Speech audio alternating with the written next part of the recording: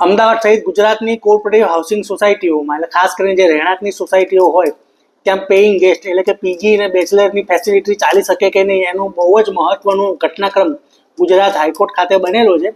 કારણ કે અમદાવાદના 130થી વધુ પીજી ઓપરેટરોએ ગુજરાત હાઈકોર્ટમાં ન્યાય માટે દ્વાર ખખડાવ્યા છે અને આગામી સમયમાં તેની સુનાવણી થાય તેવી શક્યતાઓ છે. તો આખો મામલો શું છે? તો આખો મામલો એ છે કે અમદાવાદમાં સેટેલાઇટ સિવરનની એરિયામાં એક સ્કાયલાર્ક એપાર્ટમેન્ટ આવેલું છે અને સ્કાયલાર્ક એપાર્ટમેન્ટમાં પીજી ચાલતું હતું અને એ પીજીની વિરુદ્ધમાં સોસાયટીના રહીશોએ પિટિશન કરી હતી, અમદાવાદ મ્યુનિસિપલ કોર્પોરેશનમાં ફરિયાદ કરી હતી.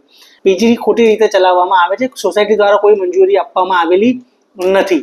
એટલા માટે એએમસીએ પીજી સીલ કરી દીધું હતું અને એ પીજીના જે માલિક હતા, જે મકાનના ઓરિજિનલ ઓનર અને પીજીના માલિક, એ લોકોએ ગુજરાત હાઈકોર્ટમાં પિટિશન કરી હતી અને ગુજરાત હાઈકોર્ટે એવું કીધું કે ભાઈ સોસાયટીમાં, રહેણાંકની સોસાયટીમાં આવી રીતે પીજી ચલાવી શકાય નહીં અને એ લોકોને ખાલી કરવા માટેનો ઓર્ડરો કરેલા છે.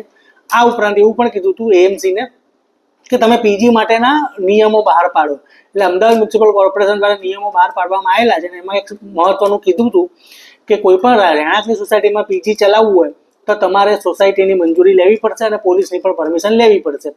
પરંતુ પીજી ઓપરેટરો દ્વારા આ બાબતે ગુજરાત હાઈકોર્ટનું પિટિશન કરીને એએમસીના નિર્ણયને પડકારવામાં આવ્યો છે અને એમનું કહેવું છે કે આજે નાના પીજી ઓપરેટરો છે કે જે નાની મોટી કમાણી કરે છે અને ઉપરાંત જે લોકો બહારગામથી અમદાવાદ રોજગારીની તક માટે અહીંયા આવ્યા હોય અને એ લોકો ઓછા ખર્ચામાં આવી રીતે રેસિડેન્શિયલ એરિયામાં રહેતા હોય અને ઓછું કહેવાય ને ખાવા પીવાનું અને રહેવાનું એકદમ નોમિનલ ખર્ચામાં હોય છે, તો એ લોકો જશે ક્યાં?